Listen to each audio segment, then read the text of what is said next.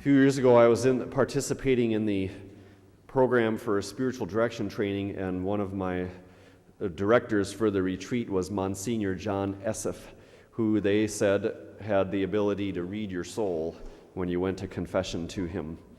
And sure enough, it was the case when I went to confession to him.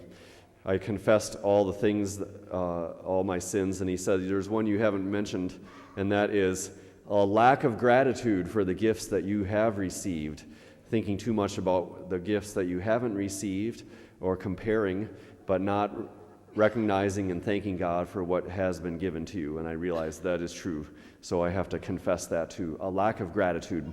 And that's the culmination of this reading today, is giving gratitude and thanks to the Lord. The census tax was levied on everyone who was member of the Roman Empire.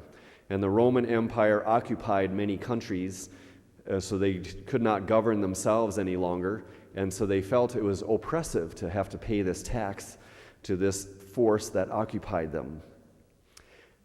In the scriptures, though, in the Catechism, it says that all political leaders get their authority from God. And that's the first reading. The Lord speaks to Cyrus, the king of Persia, and says, your authority that you have and the power you have is from God. There is no other. And it is for the good of society.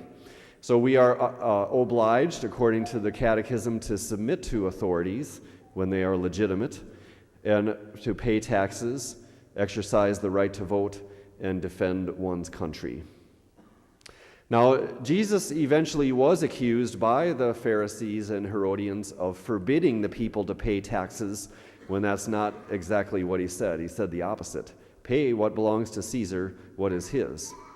The coins that they had contained the image of Caesar, and for the Jews it was forbidden to carry around an idol carved in the image of a false god.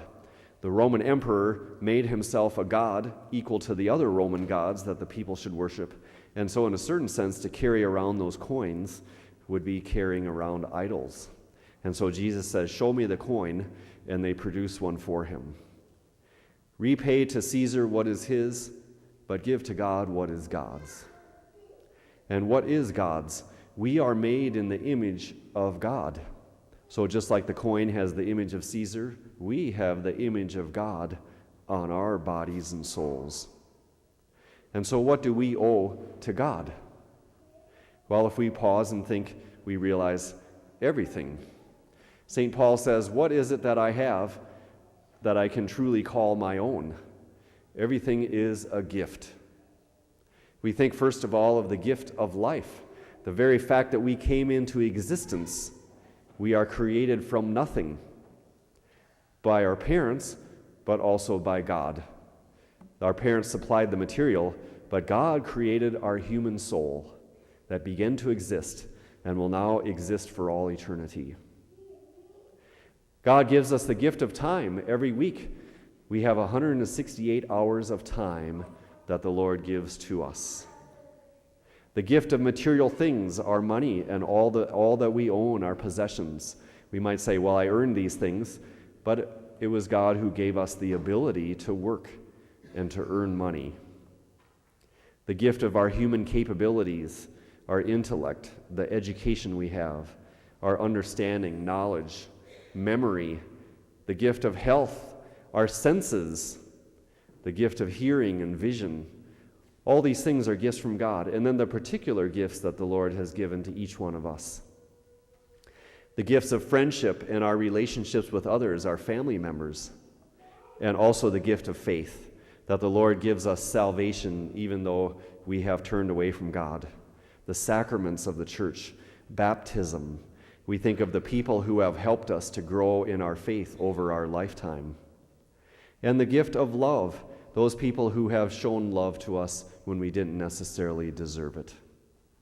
How can I make a return to the Lord for all that he has done to me and all that he has given to me?